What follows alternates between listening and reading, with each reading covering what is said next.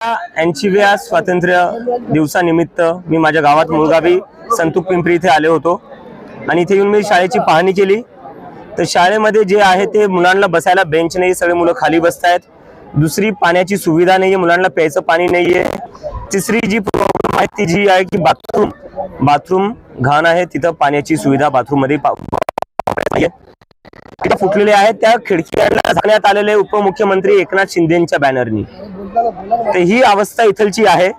पण इथलचे जे सरपंच सर आहेत आणि इतर जे लोक आहेत ग्रामपंचायतचे, त्यांचा पूर्ण सहभाग आहे आणि ते म्हणतायत की आम्ही शाळा एका आठवड्याच्या आत ठीक करू ही।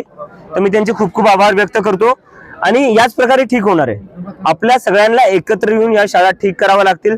जर आपण या देशातल्या शाळा ग्रामीण भागातल्या ठीक नाही केल्या तर आपण कधीही विकसित होऊ नाही शकत। कारण की देश जो आपला राहतो, भारत जो राहतो, तो गावांमध्ये राहतो, तो ग्रामीण भागात राहतो आणि या ग्रामीण भागातले मुलं मुलीच या देशाचं खऱ्या अर्थाने भविष्य आहे आणि आपण त्यांना इग्नोर नाही करू शकत। तर मी सरपंच साहेबांचाही धन्यवाद मानतो की त्यांनी आज इतकं सहकार्य केलं आणि त्यांनी गॅरंटी दिली की ते एक आठवड्याच्या आत यातल्या बऱ्याचशा गोष्टी नीट करतील आणि त्याच्यामुळे मुले भरपूर खुश झालेले आहेत।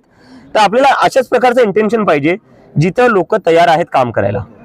लोकांना काम करायचंय पण काही वरतून अडचणी असतात, वरतून निधी येत नसतो कधी कधी, किंवा वरतून हे जरी इथून गेले की शाळेत मला हे लागते, ब्युरोक्रॅटिक प्रोसेस इतका अवघड करून ठेवलेला आहे की हे तरी काय करतील। यांना जर बेंच, यांनी असं नाही की यांनी बेंच मागितले नसतील, यांनी मागितले असतील, पण वरतून टेंडर नाही झालं, हे नाही झालं, किंवा इथं अडकले तिथं अडकले। तर वरतून इतक्या सगळ्या अडथळे असतानाही जे सरपंच शाळा नीट करण्यासाठी प्रयत्न करतायत, मला त्यांचे आभार मानायचे। आणि यांच्यासोबत बाकी कुठल्या गावांमध्ये, तालुक्यांमध्ये, ग्रामपंचायतीमध्ये जे काही लोकांची असं इंटेन्शन आहे की सरकारी शाळा चांगल्या झाल्या पाहिजे, मी त्यांचे सगळ्यांचे आभार मानतो आणि मी त्यांना म्हणतोय की आपण जर सगळे आता एकत्र मिळून काम करू तर आपण नक्की शाळा चांगली करू। आणि सरपंच साहेब, मी तुम्हाला म्हणतोय ह्या 4-5 ज्या गोष्टी आपण बोललो ना, तुम्ही ह्या फक्त करा। पुढच्या आठवड्यात आपण परत प्रेस कॉन्फरन्स घेऊ आणि पुढच्या आठवड्यात आपण दाखवू की आपल्या गावातली शाळा कशी आहे। कॉक्रोच जनता पार्टीचं जे पेज आहे ज्याच्यावर 25 मिलियन लोक फॉलो करतात, तिथं आपल्या गावाचं नाव जाईल, तुमचं नाव जाईल की तुम्ही शाळा नीट केली। आणि या सर्वांना धोरण जबाबदार आहे असं मला वाटतं का स्थानिक प्रशासन जबाबदार असेल, काय तुम्हाला काय वाटतं? मला याच्या मागं वाटतं की जे सरकारचं धोरण आहे ते जबाबदार आहे। कारण की मागच्या 10 वर्षात, तुम्ही हिंगोलीच्या 2 शाळा बोलले, मागच्या 10 वर्षात देशभरात 94,000पेक्षा जास्त सरकारी शाळा बंद पाडण्यात आल्या।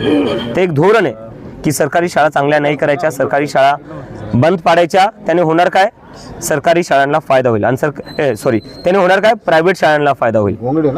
आणि प्रायव्हेट शाळा कोणाच्या आहेत? देशभरातल्या प्रायव्हेट शाळा कोणाच्या आहे? कोण चालवतं?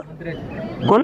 मंत्री खासदार। मग यांचेच मंत्री, यांचेच खासदार, यांचेच आमदार, यांच्याच सगळ्यांच्या प्रायव्हेट शाळा आहे। तर त्या शाळांना फायदा पोहोचावा म्हणून हे सरकारी शाळांची अवस्था खराब करतात आधी आणि त्यानंतर त्या सरकारी शाळांना बंद पाडतात। आम्हाला जर SIR च्या ड्युटीवर लावतील तर मग ते काय करतील? ते हे सगळं जर शिक्षण म्हणजे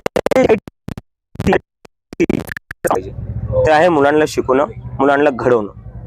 SIR साठी तुला पैसा नाही का, दुसरे तुम्ही लोक लावा ना, त्याच्याने लोकांना रोजगारी भेटतील।